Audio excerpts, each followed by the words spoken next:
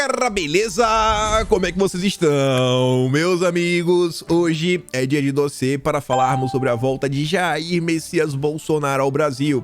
E eu quero abrir o vídeo de hoje trazendo algumas notícias, não apenas para mostrar as mentiras, o viés da imprensa, mas também a aliança entre o Dilma e a Rede Globo, que deu errado, já posso adiantar. Enfim, tem muita coisa pra gente falar já nesse primeiro tema. Depois, continuaremos a falar do Jair, só que por outro aspecto. Saíram algumas análises ontem que mostram aí como é que vai ser o embate do Dilma versus Bolsonaro e também contra outras pessoas que estão tentando liderar o campo da direita. Além disso, teve uma treta aí ontem envolvendo até carros blindados, quero mostrar pra vocês, e falar sobre o judiciário. Tivemos uma mudança aí, uma notícia urgente no final da noite de ontem, que pode causar algum tipo de impacto aí nas ações do Jair, vocês vão entender.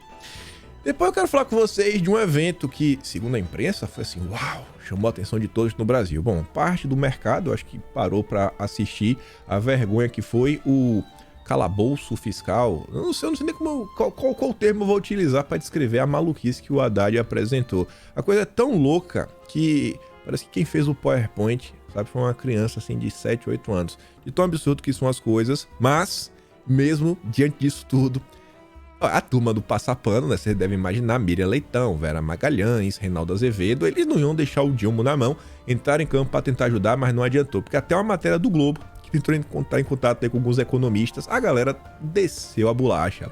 Outro assunto que passou desapercebido, mas não dos nossos olhos, Carlos Eduardo Gabas, a sua turma está voltando para tomar conta dos fundos de pensão e de setores chaves de estatais como a Petrobras, e a gente precisa falar sobre isso, né?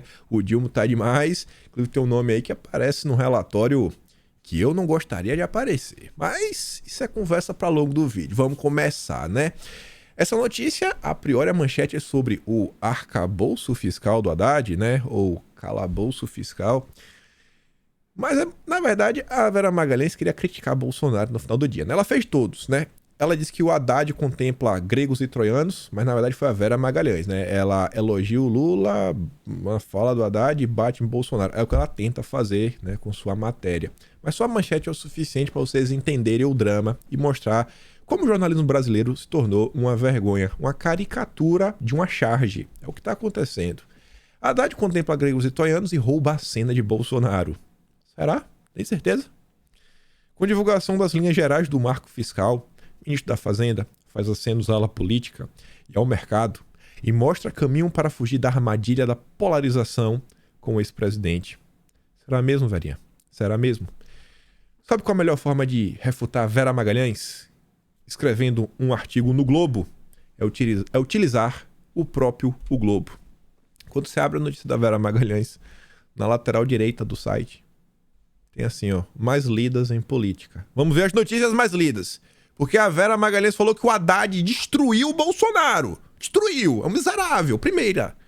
Espumante e grito de cadeia, como foram as 9 horas de viagem de Bolsonaro no avião Harry Potter. Tá, não é do Haddad ainda. Vamos ver o Haddad. O Haddad roubou a cena. Segunda. Ofensas, xingamentos e palavrões. A nova rotina do Congresso de hoje nas redes sociais. Pô, ninguém tá falando do Haddad, né? Terceira. Polarização no condomínio de Haddad? Não. Condomínio de Bolsonaro? Meu Deus, onde está o Haddad? Vamos ver a quarta notícia. Bolsonaro? Poxa, o Haddad? Cadê o Haddad? Embarca de volta para o Brasil após 89 dias nos Estados Unidos. Então, vamos ver a quinta notícia. Deve ser do Haddad agora, né? Ex-BOP, coronel da BIM paralela e membro do gabinete do ódio. O time de Bolsonaro na volta ao Brasil. Pô, bicho. E o Haddad? Cadê o Haddad, Vera? Cadê o Haddad? Ele roubou a cena de quê, Vera? De quem? Só se for da tua cabeça. Militante. A Vera Magalhães, ela não faz mais jornalismo. É militante. Torcedora. Devia ganhar camisa com... Assim, alguém devia criar uma logo nova. Metade Globo, metade a estrela do PT. E dá pra todos esses jornalistas, que é o que eles são, né? Mas vamos continuar. Vamos ver as manchetes do Globo, né? Essa daqui, inclusive, tava lá. Com destaque do dia. Essa foi similar. Você sabe quem voltou? Bolsonaro chega ao Brasil em aeronave Harry Potter e é comparado em memes a Valdemort. É o que o Globo fez questão de destacar, né? Para tentar criticar Bolsonaro, bater em Bolsonaro, né? E ver se dá um apoio aí pro Dilma, porque sabia que o dia seria difícil. Só que essa aqui não estava no top 5. A do top 5 é, ó, espumante e grito de cadeia. Até isso Até isso. Você vê como a Globo tem um viés absurdo. Todo mundo sabe disso, mas é sempre bom mostrar. Olha aí, ó. Espumante e grito de cadeia. Como foram as 9 horas de viagem de Bolsonaro no avião Harry Potter? Você vê que a própria nota mostra como a manchete é tendenciosa. Por volta das 21 horas, o ex-presidente e seus 3 acompanhantes foram os últimos a entrarem no avião, depois que os demais passageiros já estavam em seus lugares. Olha agora. Ao ser reconhecido, foi aplaudido. Aplaudido aos gritos de Bolsonaro. Uhul! Aí em todo o avião internacional, né, que são várias cadeias, muito mais do que o normal, né, do dia a dia, aí apareceu ó, até gostou, apenas um cidadão berrou. Solitário. Aí vem a passada de pano. Mas com fôlego. Cadeia. Aí vem a manchete. Ele foi recebido por aplausos, gritos, né? Todo mundo fã de Bolsonaro. Um cara gritou. Qual é a manchete? Espumante e grito de cadeia. Por que não botou? Pô, o cara entra aplaudido no avião, ovacionado, Bolsonaro ru, como foram às 9 horas. Teve também o grito solitário. É uma vagabundagem sem tamanho, viu? O que vem se tornando um jornalismo brasileiro. Tínhamos comentado no vídeo de ontem que saiu atrasado no final do dia. Não existe nenhuma sabotagem. Gente, assim, eu até falo pra vocês, a turma da direita tem que, às vezes, parar um pouquinho. Qualquer coisa que acontece, meu Deus do céu, olha o que tá acontecendo, olha isso, olha aquilo outro, meu Deus, tem que criar um canal agora em tal lugar. Gente do céu, até a plataforma aqui, né, por mais tecnologia que tenha, eles podem ter algum tipo de problema. Sabe? É um ano inteiro sem nenhum problema. Aí no dia que tem um problema, a plataforma ontem, e isso foi assim a nível internacional, não é a canal da direita, não foi o meu canal nem nada. Os vídeos não estavam sendo processados. Eu até mostrei lá, mandei um link lá no Telegram. Aí como foi que eu resolvi? Eu abri uma live, dei play no vídeo, fui tomar café, voltei e encerrei a live, né? Vocês devem ter visto ontem. Então o vídeo saiu bem mais tarde. E no vídeo de ontem eu comentei sobre algo, e até tinha feito um tweet. Você vê, foi antes de Bolsonaro chegar. Imagina um cenário que o Dilma faz um acordo com o Plim Plim, dizendo que ele vai impedir o povo de entrar no aeroporto. E aí o Plim Plim vai lá filmar para vender para o Brasil que Bolsonaro não tem apoio. Óbvio que isso jamais aconteceria no Brasil da picanha. É apenas imaginação. Talvez a minha imaginação seja muito fértil e com lastro na realidade. Vamos olhar essa nota do Globo? Datapovo versus Flopou. Quantidade de apoiadores presentes na recepção de Bolsonaro gera duelo. Parlamentares celebram o capitão nos braços, né? Enquanto a esquerda diz que saguão estava vazio. Ministro de Lula abraçou narrativa. E a Globo faz tão destacar isso, né, na manchete. Aí vamos ver, né, o tal ministro. Padilha diz que a recepção a Bolsonaro flopou na volta ao Brasil. Bom, o governo fechou, né, o aeroporto. Mas isso não é desculpa. Isso não é desculpa. Vamos olhar. Mais uma vez, ele se demonstrou um líder pé de barro. Agora, faz uma semana inteira de mobilização e mesmo assim flopou a recepção no aeroporto. Será mesmo? Vamos começar tirando aqui o tiratema. Putz, já botei uma certa hora para botar depois. Vou fingir que não viu essa. Olha isso aqui. Notícia internacional. Vision Times. Bolsonaro regressa a Brasil. Sei lá, não sei falar espanhol, né? Mas enfim, vamos aqui para a versão traduzida. Bolsonaro voltou ao Brasil após passar 3 meses na Flórida e foi recebido por seguidores. Essa foto aqui para um aeroporto que tá com o caminho fechado, tentaram isolar para proibir os apoiadores de irem. Bom, acho que tem uma quantidade de gente considerável, né?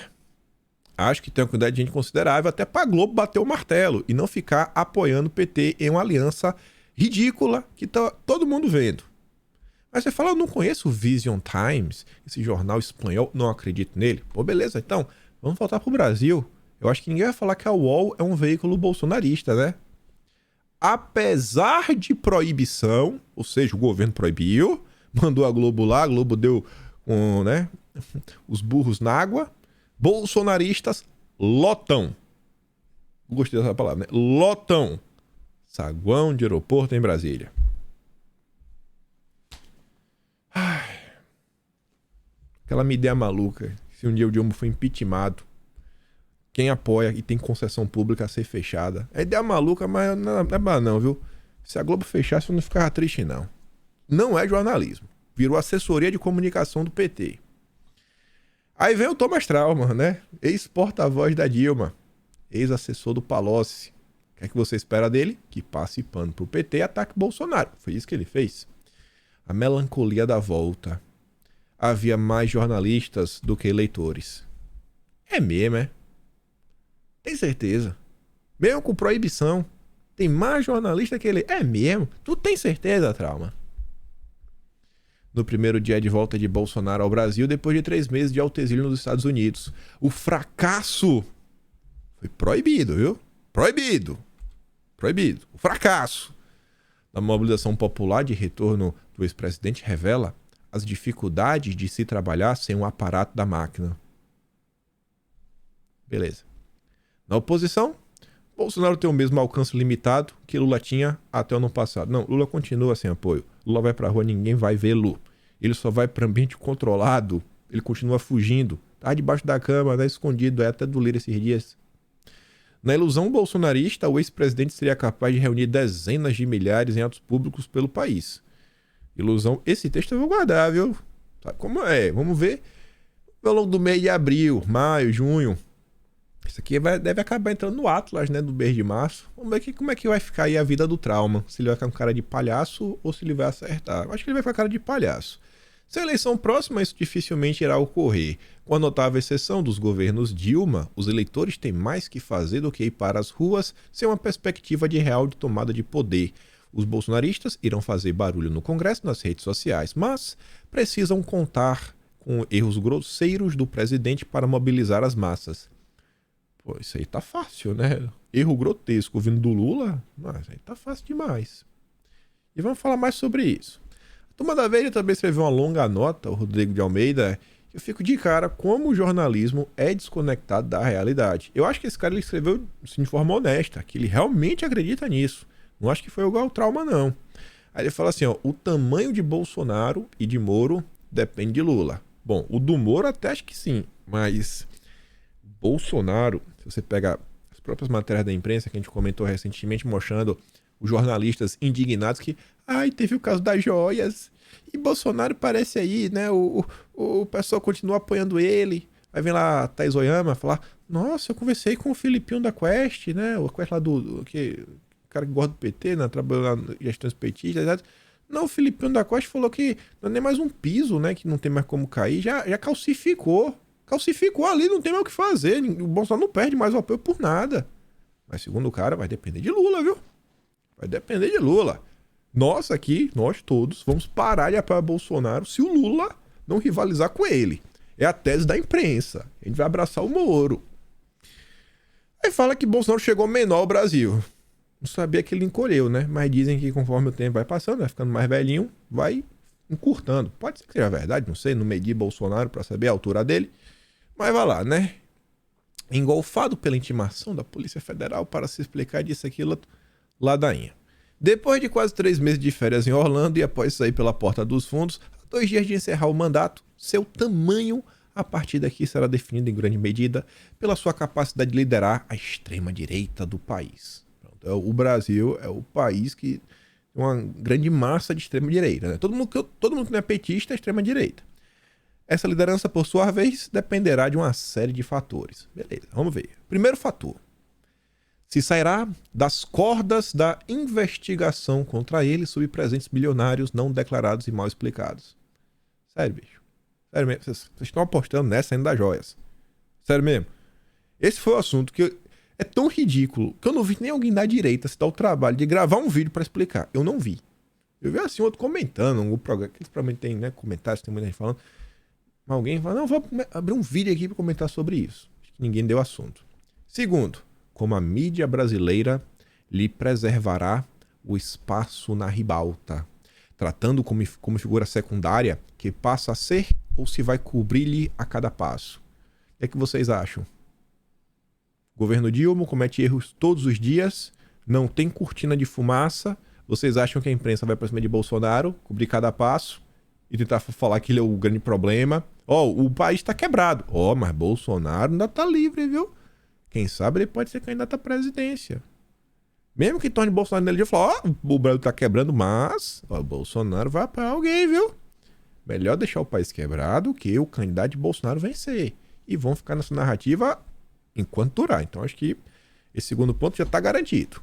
Terceiro ponto, como ele e os filhos manterão força e disposição para seguir participando da engrenagem das fake news e da desinformação.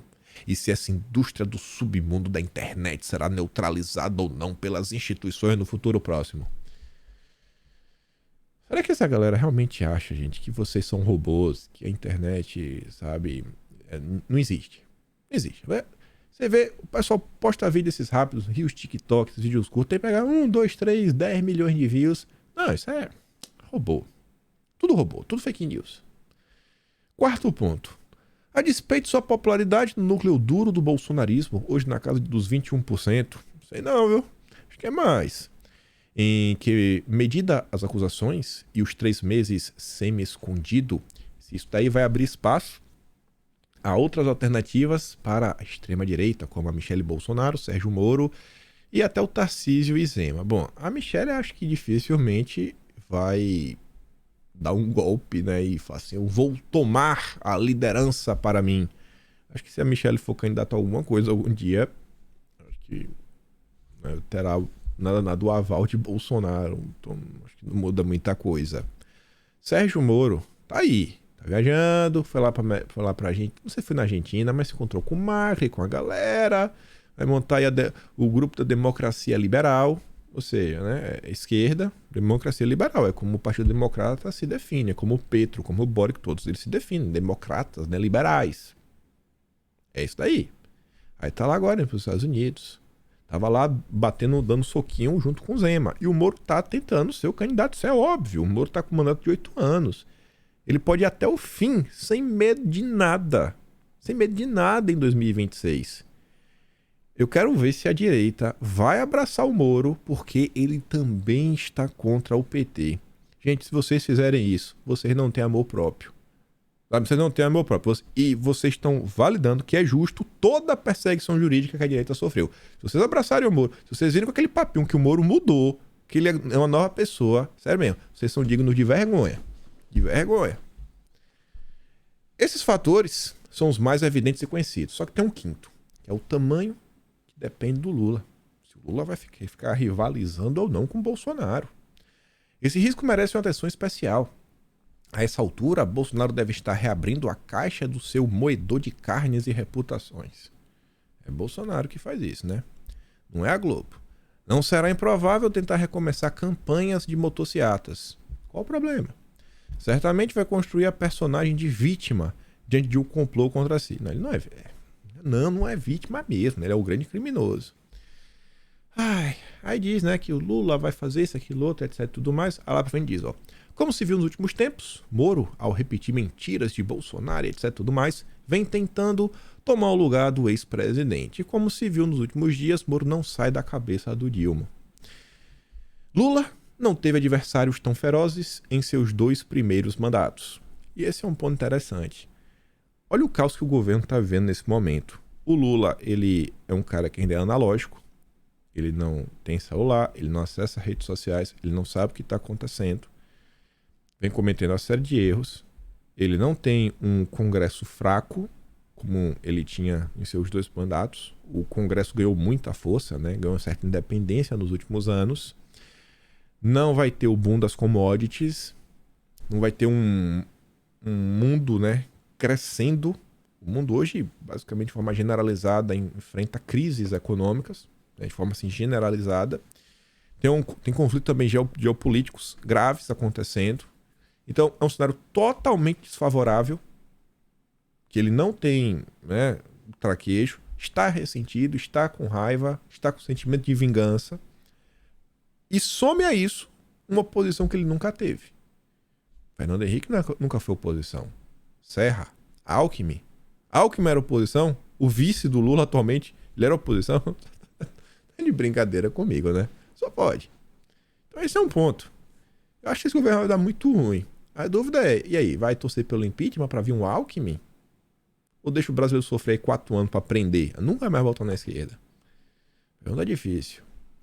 Desde terceiro enfrenta a agonia de uma lembrança que lhe dói, né? Fala dos 530 dias que ficou preso.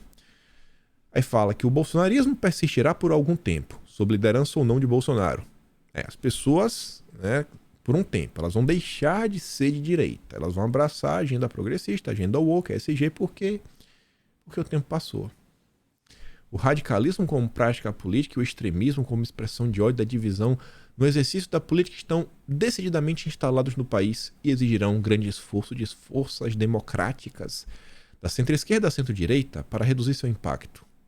O grave é perceber até aqui o quão despreparado está o atual governo para lidar com isso. Você vê, estava tudo ruim, bastou o Bolsonaro voltar para ficar ainda pior e a turma já está preocupada. O tom da imprensa é: todo mundo solta uma nota, não para o leitor, mas para tentar aconselhar o Lula. Todo jornalista quer aconselhar o Lula. Lula, não faça isso, não rivalize com o Bolsonaro, não brigue, não fale isso, pare de falar do Moro, foque nisso, foque em economia. Lula faça, não, tá aqui, tá errado. É o que está acontecendo, para ver se vai usar o poder de influência para tentar conter danos. Hoje, mais do que adversários opostos, verdadeiros inimigos a combater, uma fagulha é convertida em chamas. Qualquer coisinha exponencial. Pelo potencial, né, das redes sociais. Agora, as voltas também com acusações do Moro só tem vida política graças de Lula. Ao retornar ao Brasil, Bolsonaro só terá vida política, em grande medida, se Lula mantiver seu nome nos discursos e nas mídias. Acho que estão subestimando Bolsonaro, né? E diz que Lula é peça central para definir o futuro dos dois. Do Moro, sim. Do Moro, sim. Tem muita gente que vai abraçar o Moro porque ele também é anti-Lula, ele é anti-PT. Aí vem a turma da Globo, né? Comentar sobre um caso que teve ontem. Falta de carros blindados vira primeiro atrito entre Bolsonaro e o Dilma após o retorno. Aí o Globo apurou no final da nota que no início de dezembro do ano passado, o governo Bolsonaro transferiu 2 veículos blindados do GSI para a Secretaria de Administração da Casa Civil, que é o setor responsável por gerir os veículos dos ex-presidentes. Integrantes do governo avaliam que a transferência foi feita para que agora, com o retorno de Bolsonaro ao Brasil, esses veículos fossem requisitados para uso do ex-presidente. Estava lá à disposição. E aí, como não há previsão legal, a Casa Civil mandou para a Polícia Federal. Gente, na boa, vai fazer diferença? 2 veículos? Vai fazer essa diferença? Isso aqui não é a maldade pela maldade. Maldade pela maldade. Um cara que sofreu um atentado em 2018 por um militante da esquerda, que já foi filiado ao PSOL, o Adélio. Tem necessidade de negar 2 carros blindados? Estão torcendo pro pior, né? Devem estar torcendo pro pior. Diante disso, Metrópolis aqui 2 notas. A primeira fala que um aliado quer convocar ministro de Lula. Bolsonaro criticou a retirada de blindados. O governo Lula diz que a lei não prevê concessão para os presidentes. Mas, independente disso, o mal nunca vence. Empresas se oferecem a Bolsonaro após retirada de blindados. 3 empresas que fazem blindagem de carros se oferecem a Bolsonaro após recusa do Dilma, diz o ex-secretário Fábio Van Garten. Aí, velho. Deus tá tomando conta. Deus toma conta de Bolsonaro. E aí o tema que eu falei com vocês, que eu ouvi a questão do judiciário, notícia urgente. No final do dia de ontem, o ministro Lewandowski anunciou a sua aposentadoria. Uma aposentadoria com 1 mês de antecedência. Irá se aposentar em abril. Está aí tudo relativamente organizado lá na vida dele. E aí, o Globo fala o seguinte, nota de hoje, 31 de março, dia em 64, teve lá um movimento que deixa a esquerda maluca, mas tudo bem. Porque a saída antecipada de Lewandowski é uma boa notícia para Bolsonaro. É que a turma diz, né? Que ele vai ficar de fora dos julgamentos, das ações que podem deixar Bolsonaro inelegível. Na prática, é como se sumisse do mapa um voto em potencial para punir Bolsonaro. Todo mundo meio que já sabia disso. Por abuso de poder político e os indevidos meios de comunicação. O que eu acho engraçado dessa nota, tá no final, eu já falo para vocês por quê. Só que ela fala o seguinte, né, antes. Com a saída do ministro, quem deve assumir a posição pela tradição, a não ser que quebrem a tradição, né, pela primeira vez. Tudo na vida tem a primeira vez, né, principalmente quando é contra Bolsonaro, para favorecer qualquer coisa que a esquerda fique feliz. Mas pela tradição, se não for quebrada, seguir o que sempre foi na história desse país, essa cadeira deve cair na mão do Cássio. E a turma do Globo fala o seguinte, que com a confirmação da troca, integrantes do PL avaliam que Bolsonaro vai virar um voto. Aí depois eles falam o seguinte, que mesmo assim, nos cálculos de integrantes do PL, Bolsonaro vai perder por 5-2. Perder por 5-2. Contando ao seu lado os votos de Cássio e Raul Araújo. Bom, eu não coloquei aqui as matérias antigas, porque está no Atlas de Janeiro. Vocês podem consultar, kimpaim.com, vocês terão acesso. Mas em janeiro, a imprensa falava que hoje o placar na visão dos petistas estava 4-3 contra Bolsonaro. 4-3. E 4 contra Bolsonaro, contando com o voto do ministro Lewandowski. Se o ministro sai e vem o Cássio, então em tese teríamos, né, se o Cássio votar pró-Bolsonaro, 4-3 a favor de Bolsonaro, para ele não ser cassado. As notas de janeiro, elas também apontavam, notas inclusive do Globo, está no Atlas, que o PT tinha pressa. Porque no final do ano, o próprio relator ele pode mudar. Sai das mãos do Benedito e vai para as mãos do ministro Raul Araújo. E a nota já fazia a questão de colocar o Raul Araújo como ministro mais alinhado ao bolsonarismo. E porque tudo isso na minha cabeça tá estranho, né? Tá, você fosse tudo isso daí, o 4-3, beleza, a imprensa pode ter mudado, mas tá, de 4-3 para 5-2, mas o que é que tem de mais nisso?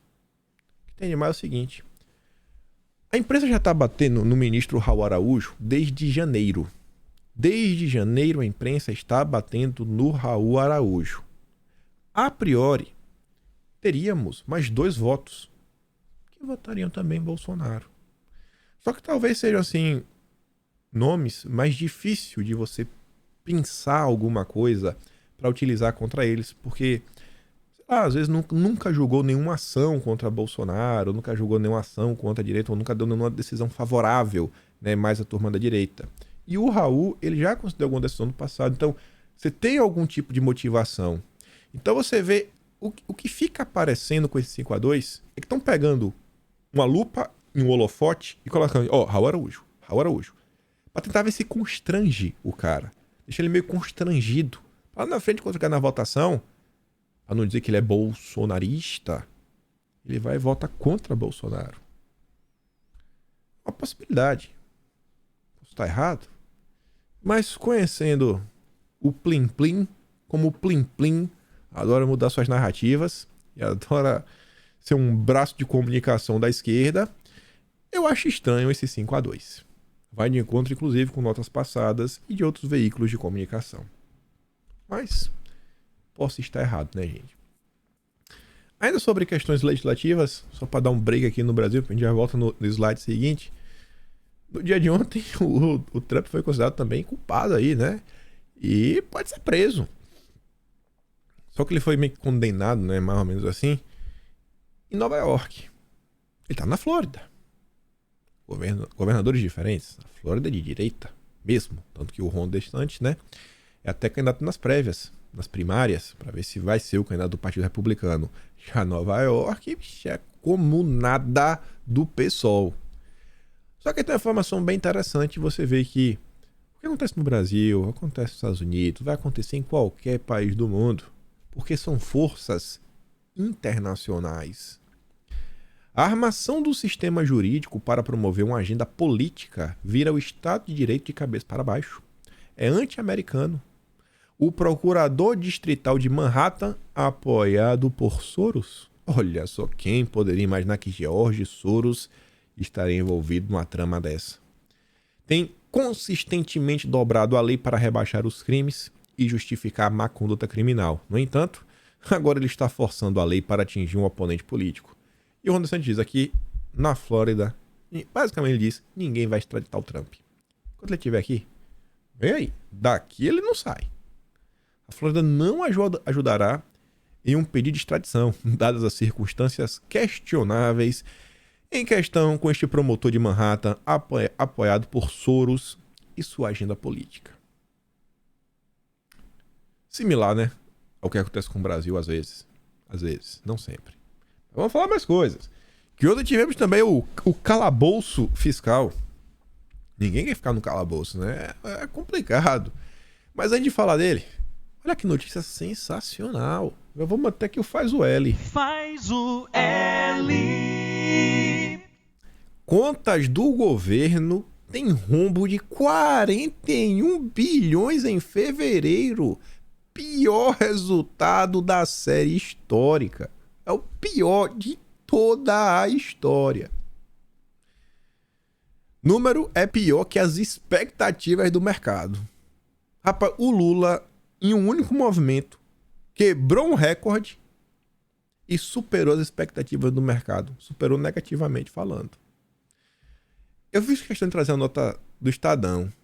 Era pra eu ter colocado aqui também a manchete da Globo. A da Globo é assim, gente, ó. Não, o governo tem 41 bilhões, mas, olha só, não, aquilo outro, etc. Mas, não, um é do mas, e eu acho que no G1 não, apesar disso, aquilo outro. A do Globo eu acho que é assim, ó. Em fevereiro, 41 bi, é recorde negativo, mas ainda meio que tá positivo no ano. Não, se o resultado do ano é bacana, né? Vamos aqui olhar o ano todo, esquece. Para de olhar assim uma coisa só. Não, pô, para com isso. A vergonha. A Globo tá vergonhoso. Tá vergonhoso o que tá acontecendo. Mas voltando aqui pro Estadão, ó. O Lula quebrou um recorde da série histórica desde 1997, gente. O cara é lendário. O lendário Molusco. Em fevereiro de 2022, o resultado havia sido negativo de 20,4 bilhões. O Lula dobrou a meta. Botou pra Bolsonaro comer poeira. Dobrou. Falou, foi menos 20, vai ser menos 41 no meu. Porque eu boto pra descer. O resultado do mês foi pior que a mediana das expectativas do mercado financeiro, cuja projeção apontava o saldo negativo de 35. Ó, vamos fazer uma matemática. 35. 10% dá 3,5. 3,5, né? Mais 3,5 dá 7. 35 com 7 dá 42. Então passou um pouquinho. Então vamos botar assim uns 18%. O Lula conseguiu superar negativamente em 18%. Olha que erro absurdo. Quase, rapaz, brincadeira, viu? Quase 6 bilhões de reais. Tá demais. O Brasil tá marchando para o buraco. Aí o Haddad, eu acho que ele, pra tentar tapar esses buracos, né? Tá gastando muito. O governo tá gastando demais. E pra você pagar as contas, né? Tem que começar a cobrar. Lá vem. Haddad cita envio de medidas para que quem não paga imposto passe a pagar. Vem mais imposto aí, viu? Se prepara. Durante a coletiva, para a apresentação do conjunto de regras fiscais, o ministro afirmou que existem setores da economia que foram excessivamente beneficiados com incentivos fiscais e que não houve revisão ao longo do tempo. Se quem não paga imposto passar a pagar, todos nós vamos pagar menos juros. Para isso acontecer, quem está fora do sistema tem que vir para o sistema. Será que algum grande empresário iluminado, demiurgo do Estado Democrático de Direito brasileiro, que faz parte do conselhão do Lula, será que algum deles se encaixa nessa categoria que não pagava e agora vai começar a pagar? Eu quero ver, viu? Quero que o Haddad me surpreenda. Sem detalhar, Haddad afirmou que é preciso que haja revisão de incentivos que hoje já não fazem sentido, além da regulamentação de atividades. É regra para tudo que é lado, para o governo controlar tudo. Foi para isso que a turma fez o L, né? Não vou apertar agora não. Vamos aguentar mais. Aí veja. Vamos começar o arcabouço fiscal pelos passapanistas. A matéria da Folha de São Paulo é escrita pelo Reinaldo Azevedo. Arcabouço fiscal é bom, pró-mercados e mais conservador do que eu gostaria, meu Deus. Num furo de enfoque, antecipa o balanço dos 100 dias do governo Lula? Tá passada de pano miserável. Aí vem a Miriam Leitão. O grande ajuste de Haddad e Lula. O ministro da Fazenda e o presidente aprovaram uma proposta forte de ajuste fiscal de 3 pontos percentuais do PIB em um mandato. Confia, mas confia. Bom, a gente vai até falar sobre o PIB e algumas mudanças que destroem a tese da Miriam Leitão, infelizmente, né? Diva da economia. Mas eu não achei muito mais pessoas passando pano, gente, de verdade. Não achei. Queria ter encontrado mais jornalistas para mostrar como é vergonhoso. Mas pouca gente se dispõe a passar vergonha e ser humilhado publicamente, né? Não tem Miriam Leitão para tudo que é lado. Começando aqui numa análise mais enviesada e tentar ir para a parte mais neutra, né? Falei mais enviesada porque o Adolfo Saxida é ex-ministro do governo Bolsonaro. Tá? Falei, ele é tendencioso, tá pegando a opinião do Saxida. Beleza, calma, respira, calma. Vou trazer opiniões neutras de gente que a Globo entrevistou. Mas o Adolfo Saxida fala o seguinte: para contribuir com o debate econômico e na esperança de ajudar o nosso país, compartilho com todos a conclusão que cheguei depois de analisar a nova regra fiscal. Primeiro, a nova regra fiscal aposta no aumento de impostos. Aumento de impostos e redução da Selic para estabilizar a relação dívida-PIB. Na minha cabeça, né, a regra fiscal ela deveria dar a base para o Banco Central se sentir confortável para reduzir a Selic. Não é, ela não tem que esperar o Banco Central que espera ela, mas deixa lá.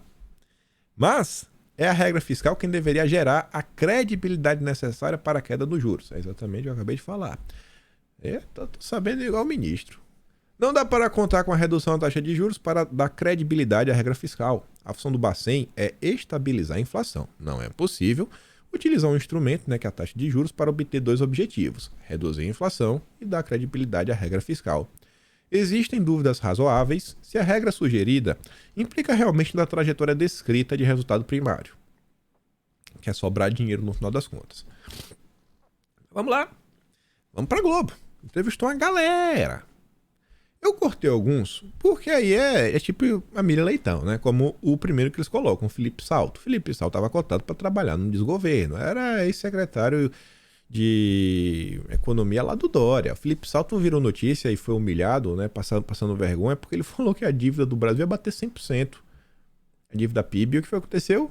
Encerrou com o mandato com a dívida menor do que quanto pegou, né? Então ele passou muita vergonha. Cara que não tem credibilidade para comentar sobre a economia. Mas o Globo chamou. Aí eu falei, né? Isso aqui é muito absurdo, não precisa trazer, né? Vai passar pano, ele passou pano. Mas a matéria é o seguinte: o que pensam os economistas sobre o novo arcabouço fiscal? Então, se vários. Sérgio Vale, economista-chefe da MB Associados. O Serginho fala: o governo cria uma regra de piso. O gasto vai sempre crescer no mínimo 0,6%. Nós antes tínhamos um teto de gastos. Agora a gente tem um piso de gastos. Tem que gastar pelo menos isso daqui. Não é anticíclico, já que mais crescimento leva a mais gasto nessa regra. Não há clareza sobre os parâmetros que o governo trabalha em termos de crescimento e receita para essas estimativas de PIB, mas era o esperado. O governo sinalizou que quer crescer de gasto e o ajuste vai ser feito via arrecadação, ou seja, aumentando imposto. Acho difícil não ver crescimento de carga tributária nos próximos anos nessas condições dadas de crescimento de gasto. Ou seja, acho difícil não ter aumento de imposto. Primeira opinião, né? Parabéns aí pro calabouço fiscal. Segunda opinião: Gabriel de Barros, economista-chefe da Real Asset. Não está claro. Não está claro como a banda de resultado primário vai operar. E é útil lembrar que isso já foi testado no passado com um grande fracasso. Fizeram L, né? O gasto procíclico com saúde e educação vai consumir boa parte do espaço fiscal da regra de gasto. Já o crescimento real do gasto previdenciário também ajuda a cumprir espaço fiscal. O piso para investimentos reduz o espaço para acomodar demais despesas, ou seja, para atender a todas as preferências reveladas de gastos, a receita precisa surpreender muito. Sempre. Vocês acham que a receita, né, a arrecadação vai surpreender? Eu acho que só aumentando os impostos exponencialmente. O Gabriel continua. O gatilho em caso de descumprimento é frágil, ou seja, se não cumprir as regras, tá de boa, não tem problema. Não tem problema. Economia e arrecadação decrescendo, a despesa segue avançando. É anticíclico. Despesa nunca cai. E o ajuste no primário é integralmente focado em ampliação da arrecadação. Quando a economia vai mal, pessoas perdem empregos, são demitidas, redução de salários, não no governo Lula. No governo Lula, não no setor, assim, o setor privado, mas o governo Lula vai continuar gastando. Não pode deixar o funcionário público de lado. Não é funcionário público, né? Que esse é, meu Deus, às vezes, funcionário bom até para classe média baixa, mas a elite do funcionalismo, que ganha mais de 40 mil reais, esses não ficarão desamparados, eu tenho certeza. O Fundeb fora do teto não é positivo, assim como o piso da enfermagem. Não vou ler o resto. Você vê, né? Mas roubou a cena, como falou a Vera Magalhães. Roubou a cena. Fábio Jambiage, pesquisador do IBRE. O arcabouço se parece ao de uma empresa deficitária em recuperação judicial que promete se tornar fortemente superavitária em 2 anos. A empresa estava quebrada na bancarrota, devendo todo mundo. Assim, não tinha luz no fim do túnel, mas ela prometeu em 2 anos eu vou estar de pé. Só que, sem explicar quais custos vai cortar e qual é a estratégia e como vai aumentar suas vendas. Um simples exemplo, o cara vai refutar Miriam Leitão, descarado. Um simples exemplo da ideia do realismo mágico envolvido. Olha aqui. No dia 22 desse mês, no dia 22, o governo divulgou a primeira revisão trimestral das contas de 2023, mostrando o PIB de 1%. Dia 22. Hoje é dia 30, ou seja, passaram 8 dias. Tinha um PIB de 1% dia 22. Hoje, dia 30, no ano inicial da apresentação, esse resultado já diminuiu para 0,5% do PIB. 0,5%. Era 1%, caiu para 0,5%. Mas a Miriam Leitão falou que é 3 pontos percentuais de PIB no mandato. Começou o ano com 1, caiu pela metade. Miriam. Se aposenta, Miriam. Tá difícil. O que aconteceu em 8 dias para justificar tal revisão? Não sei, bicho. Eu achei ofensivo isso daqui. Eu não torço pra futebol, mas o cara meteu futebol no meio falando o seguinte, que é mais fácil ver o Vasco ser campeão do Brasileirão do que fechar muito a curva de juros, tendo por base essa apresentação. Aí fica difícil, né? Não sou torcedor de nenhum time do Rio de Janeiro. Mas, pô, o Vasco é o time da virada. Eu lembro que teve um jogo que um amigo meu postou R$1 comigo. Eu lembro que fosse hoje. Ele forçou, eu não queria apostar. Era Vasco, Palmeiras, Mercosul. O Palmeiras botou 3-0. Segundo tempo, Vasco fez 4. Ele me pagou R$1, nunca me pagou. E é por isso que eu lembro. Até hoje ele me deve. Zeina Latif, consultora econômica da Gibraltar. Achei precipitada a divulgação. Ela tem motivos para falar isso daí. Vocês vão ver os gráficos. Não vejo uma proposta suficientemente madura. Sinal disso é a própria falta de texto. Parece muito mais uma proposta de piso do que teto de despesas. Há um incentivo para buscar aumento da carga tributária, o que enfrentará dificuldades no Congresso. Ou seja, vai aumentar imposto. Aí o que ela falou, né, que parece que foi feito meio às pressas. Tava postando ontem no Twitter, aí o Leonardo Coutinho compartilhou esse perfil ali embaixo, né, que é o Leonardo Regazzini. Ele é professor de economia da Universidade Federal do Amazonas. E o Leonardo Coutinho falou o seguinte, né, o PowerPoint do arcabouço fiscal sugere uma coisa. Fé. Fé, meu Brasil. Vamos ter fé, gente. Vai dar certo. Aí o Leonardo fala o seguinte, né, top 5 do PowerPoint. Primeiro, esse gráfico de receitas e despesas da União em porcentagem ao ano. E tem uma coisa que eu achei estranho, né? Bem estranho. Você vê que termina ali em 2010. Sabe? 2010. Não tem depois de 2010. Por que parou em 2010? Foi a Dilma que se elegeu em 2011? Eu não sei. Parou em 2010 o gráfico. Ficando assim, rapaz. É algo meio estranho, viu? Parece que tá falando um pedaço. Não vi também o governo Bolsonaro, Temer. Tá 2010. Beleza. Vamos continuar. Top 5. Greatest Moments. Número 3. O 2 era besteira, né? Porque o 2 era só questão estética, que tava com a letrinha pequena. Olha o número 3. Grau de investimento recuperado 2 vezes. E ele já tá até uma explicação, né? Talvez já estejam prevendo que vamos perdê-lo novamente no meio tempo, né? Vai perder a recuperação do investimento e vai ter que encontrar de novo. Aí é o seguinte, né? Qual o plano? A meta? Menos inflação, mais estímulo ao investimento privado, menos juros na dívida pública, atração de investimentos internacionais, recuperação do grau de investimento, aí perde o grau de investimento, né? Mais previsibilidade e estabilidade e depois recuperação do grau de investimento de novo. Que é para recuperar, né? Porque deve ter recuperado e perdido. Aí tá ali, ó, professor do Departamento de Economia da Universidade Federal do Amazonas. Número 4. Este e outros gráficos apenas até 2010. Fingindo que a Dilma nunca existiu. Isso realmente é interessante, né?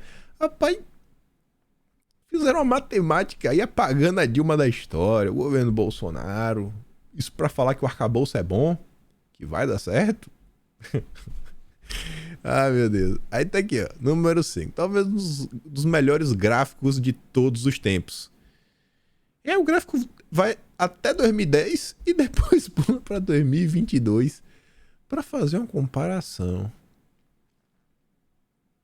Eu não entendi foi nada. Onde é que tá de 2010 a 2022? A galera sumiu.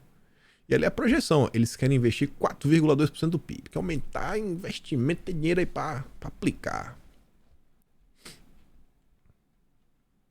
Onde é que tu vê aí? Vem. Aqui, velho. Aqui, ó. Fica aí. Fica aí. Vamos falar de economia agora. Viu? Se aproxega aí. Aí o senador Ciro Nogueira foi até ver Bolsonaro ontem, viu? Fiquei surpreso. Aí fala o seguinte, ó. Curiosamente, na apresentação do novo arcabouço fiscal, o governo soltou os dados fiscais até 2010, ignorando o legado Dilma. Aquela parte em vermelho ali é o legado Dilma, viu? É por isso que eles não trouxeram. Aí, ó, parece que o PT quer apagar Dilma da história. Será que é por isso que fizeram tanta força para mandá-la pro Oriente? Ai, o desgoverno, hein? O desgoverno é engraçado. Mas tem mais, tem mais. Dia de ontem. O que foi, não? Não, pô, não vai me beijar agora, não. Fica quieto aí. Fica quieto aí. Não, não, não, não. Fica aqui, ó. Fica aqui, ó. Outro bracinho aqui. Senta aí. Fica aí. Dá lá oi pra câmera.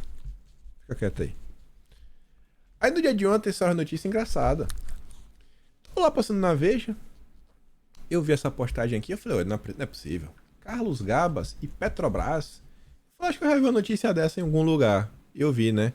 No vídeo que eu gravei no dia 8 de dezembro. Não vou lembrar o número do episódio agora. Eu trouxe esse tweet do Renato, mais algumas informações.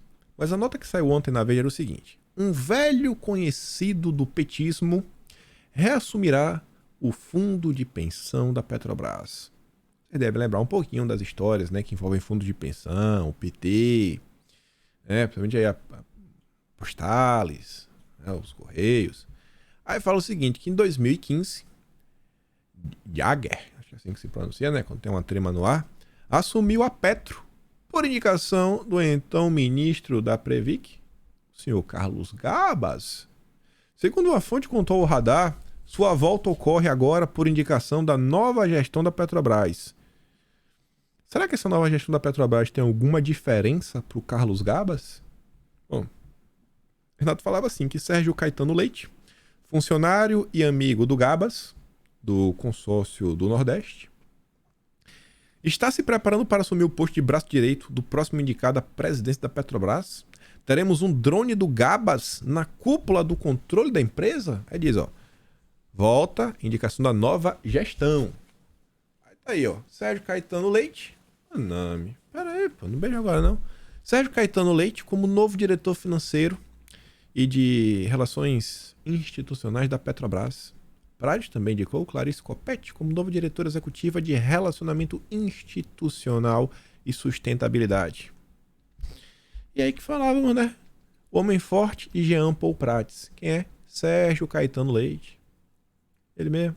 Sumiu. Consultor de empresas também é nomeado junto ao Consórcio Nordeste, onde é subsecretário de programa. Também é sócio aí do Jean Paul Prats de algumas empresas. E amigo do Carlos Gabas, olha só. E é a turma que tá aí na Petrobras, trouxe o amigo do Gabas. De novo. Lá vai o PT, subir na ladeira. Aí, trazendo aqui a mesma matéria da Veja, né? Ela fala o seguinte, o nome do cara, né? Do Jäger. O economista Henrique Jäger será o próximo presidente da Petros, o fundo de pensão dos funcionários da Petrobras. O seu nome ainda não foi oficializado, mas ao menos 2 fontes confirmaram a informação ao radar. Aí o Renato falou o seguinte, né? Ele trouxe essa notícia assim com essa postagem descarada, né? Desse relatório. Deixa eu ver o nome do relatório ali, né? Câmara dos Deputados, DETAC, né? Com redação final, CPI Fundos de Pensão. Eita! CPI dos Fundos de Pensão. Lá vem. Deixa eu ver primeiro o que o Renato escreveu. A Petros, segundo maior fundo de pensão do Brasil, será presidido pelo drone do Carlos Gabas. Será que agora a Petros vai comprar algo que também vire fumaça? Qual será o próximo ativo do fundo a desaparecer? Aí no relatório, né, da CPI do fundo de pensão.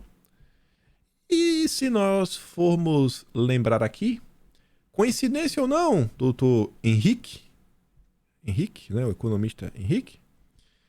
E não é coincidência todos que aqui vieram, tanto da Câmara, quanto da FUNCEF, da Petros, da Previc, da Previ, coincidência ou não, todos são filiados ao PT. Nada contra o PT, apenas constatar que, coincidência ou não, são filiados ao PT. E o senhor Carlos Gabas, se eu não me engano, que é presidente da Previc, esteve aqui.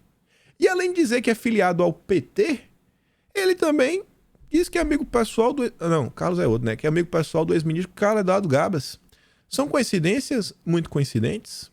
São muitas coincidências? Muitas coincidências. O Brasil é o país das coincidências. Brasil. Ainda falando de Petrobras, Jean Paul Prats escolhe um sindicalista para a divisão da Petrobras com orçamento de 450 milhões. E veja só, a escolha de Rangel também representa mais um afago ao sindicalismo e à FUP, né, lá o sindicato. Que frente é essa, né? No topo do organograma da gerência executiva de Rangel está a futura diretora de Relacionamento Institucional e Sustentabilidade, Clarice Coppetti, aquela mesma que foi nomeada junto ao Caetano, né, o drone do Gabas, cuja nomeação também está pendente. Ela foi vice-presidente da Caixa nos governos Dilma e se engajou na militância petista nos últimos anos. A Petrobras inclui entre as diretrizes de sua política de responsabilidade social o investimento em programas e projetos socioambientais. Vamos salvar o planeta. Lá vem a Agenda Verde. Em outras palavras, a divisão tem carta branca para tocar projetos de cunho social em todo o território nacional. Não precisa falar mais nada, né? Só sobre essa questão de Agenda Verde e dinheiro, veja como são as coisas. Banrisul, Banco Estatal do Rio Grande do Sul, vai financiar 50 milhões em negócios com impacto socioambiental. Vocês acham bacana que as empresas estatais estejam abraçando essa pauta? Estejam direcionando financiamento, né, para projetos mais diversos, mas que tenham impacto ambiental? Não fala mais nada. Já que está falando de nomeações, né? Essa nomeação já aconteceu no passado. Ministro Renan Calheiros Filho, tal pai, tal filho, né? MP eleitoral pede cassação do Renanzinho. E também no governo de Alagoas por distribuição de cestas básicas. Procurador Antônio Cadete aponta desvio de finalidade decorrente do uso de programa social. Em nota, políticos negam irregularidade e dizem que o programa existe desde 2014. Para chegar aqui o final do vídeo, hoje é 31 de março de 2023. Deixa eu ver. Tá 60 para agora, dá 59 anos atrás. Tivemos lá, né? Como é que a gente fala? Tivemos o março de 64. Evitar polêmicas. E aí você vê como as coisas estão mudando. A nova gestão, petista, esquerda, que tem 64 como seu marco fundador, eles aparecem, né, para defender a democracia no Brasil. José Dirceu, naquela época, tocou o terror, Dilma, nem precisa falar, né? E aí você vê que agora o Dilma colocou lá o Tomás, general, amigo dele, pensam iguais. O Dilma falou isso. Ele pensa igual a mim. Tá no Atlas de Janeiro essa notícia, essa no Metrópolis. Kimpaim.com. E agora você vê, ó, Exército ameaça punir militar que comemorar o aniversário do golpe. Hoje, quem comemorar qualquer coisa pode ser punido. Estratégia segue decisão do Ministério da Defesa de ignorar a data e evitar crises com o Planalto, ou seja, com Lula. As manifestações contra a ditadura também têm sido feitas pela EBC, utilizando aí a estatal da TV, né, que planejou programação especial nesta semana para exibir filmes e organizar debates sobre o verdadeiro caráter ditatorial do golpe de 64, segundo um de seus avisos. Veja como são as coisas. A imprensa abraça o tema de uma forma unânime. Teve essa notícia aqui que chamou minha atenção pela quantidade, número de possibilidades, que fala assim: editora venderá e-books sobre ditadura por até R$10 nos 59 anos de golpe. É a boi tempo. Olha a quantidade de livros, né?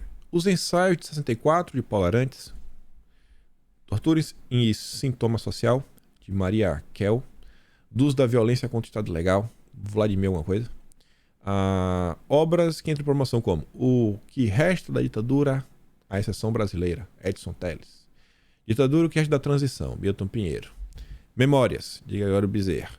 Cabo de Guerra, de Ivone Beneditti. Poder e Desaparecimento, Pilar Calveiro. Um Dia, Esta Noite Acaba, Roberto Elizabetsky. Só para falar sobre 64, você tem 9 livros. Esses que estão entrando em promoção, 9. Quando a gente olha para a direita, quanto livro tem para contar, pelo menos assim, menos enviesado? Eu não digo nem 64, eu digo livro de história mesmo. A direita vem sendo bem relapsa em relação à história, né? Nos últimos anos as coisas estão melhorando bastante. Você vê que tem alguns relatos. Cara, eu fico vendo assim, ó, os únicos relatos que eu achei relativamente confiáveis do Lula 2 em diante. Deixa eu ver. Não, pegou um pedaço do Lula 1, acho que pegou os últimos. Estou na dúvida agora. Não, pegou, achei o finalzinho do Lula 1. Finalzinho do Lula 1 e do Lula 2. Foram os podcasts do. Nossa, não vou esquecer. Yuri Vieira, Garganta de Fogo. Ele gravou uns 7 episódios com o Olavo de Carvalho na época. E ele tem um pequeno relato do que aconteceu. Perguntar, cara, o que tem? O que tem hoje pra relatar, contar a história lá daquela época? Como é que a gente relembra o que aconteceu? Uma mini espinha dorsal. Depois disso daí também tem alguns relatos lá no Trot Speak, mas aí já era governo Dilma já. O Olavo relatava muita coisa. E a história vem sendo meio perdida, né? Tô falando isso até pra fazer um merchan pra mim mesmo, óbvio, né? O que depender de mim, tô falando pra vocês. Vou tentar registrar a história brasileira recente. Pra lá na frente, quando alguém quiser pegar algo assim organizado, que tem uma linha, uma espinha dorsal da coisa, pra não ficar tão perdido, a gente fala, não, pô, tem aqui, ó. Vamos botar aqui, vamos tirar do papel. Até pra ajudar a gente recontar parte da história. E para encerrar o vídeo, olha só, o Brasil cada vez mais vassalo do Partido Democrata e dos wokes. Dessa vez, o governo Dilma, rejeitou declaração contra identidade de gênero em órgão da ONU. O Brasil rejeitou as 2 recomendações feitas no ano passado no âmbito do Conselho de Direitos Humanos da ONU que apoiavam posições em defesa do conceito tradicional de família. O Lula é contra. E contra a identidade de gênero. O Lula é contra isso aí, né? Condenar. O Lula é a favor, no caso. Os textos foram propostos pelo Egito, pela Rússia. O Lula está do lado do Partido Democrata. Na visão do governo Dilma, elas não reconheciam a pluralidade e a diversidade da população brasileira. Além disso, o Brasil também assinou uma declaração proposta pela Argentina em defesa do reconhecimento à auto-identificação de gênero. Esse é o quadro atual do Brasil hoje. Olha como as coisas mudaram nesses 59 anos. Mudou muita coisa. E não sei se mudou muita coisa para melhor não, viu? Acho que 63 estava melhor do que agora, em 2023. Mas enfim. Por hoje é isso. Gosto do meu trabalho, passa no canal, tem um botão de valeu, tem um Pedro na descrição. Compartilhe esse vídeo, acho que hoje vai dar tudo certo, né? A plataforma, eu já até acendi o meu vídeo mais cedo, estava estável. Se acalma, parte do tempo. Compartilhe o vídeo, não vai cair o teu dedinho, me ajuda. E tem uma meta, espero que seja possível, bater 800 mil seguidores até o fim do ano. Estamos no início, né? E é isso. Fico por aqui, aquele grande beijo e abraço, tamo juntos. Valeu, meus amigos. Fui!